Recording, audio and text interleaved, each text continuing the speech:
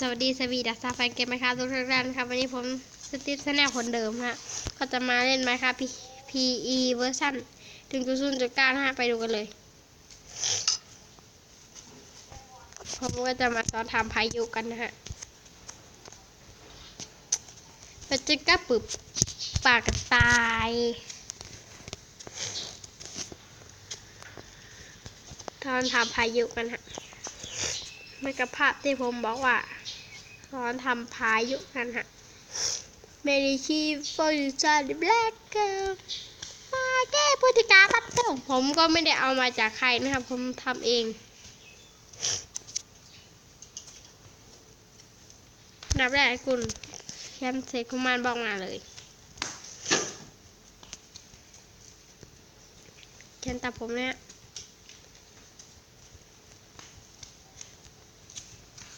เขียนปึ๊บปึ๊บปึ๊บปึ๊บปึ๊บปึ๊บปึ๊บปึ๊บได้แล้วได้คุณ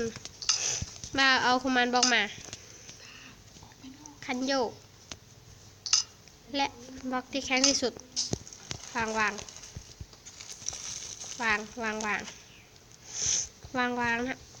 วางเลย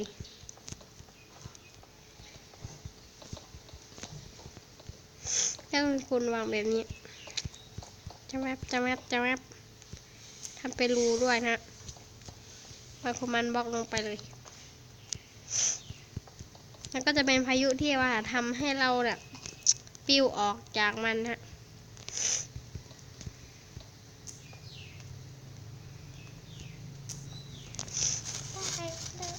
นี่นะ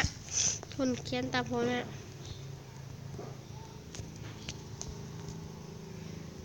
เขียนแบบนี้ไปข้างล่างขึ้นมาข้างบน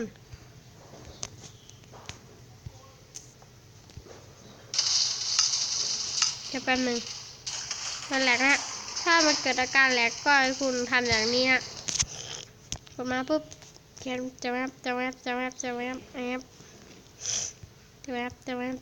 ฮะให้คุณเขียน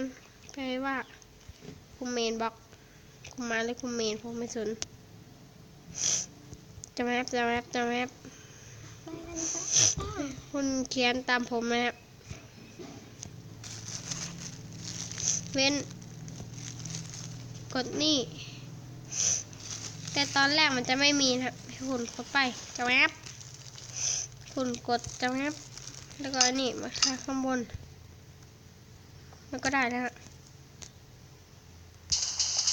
เนี่ยอุ้ยเราบินได้พายุทีนี้ผมก็ขอจบคลิปไว้ทั้งนี้กดไลค์กดแชร์กดซับสไครต์ด้วยล่ะบ๊ายบาย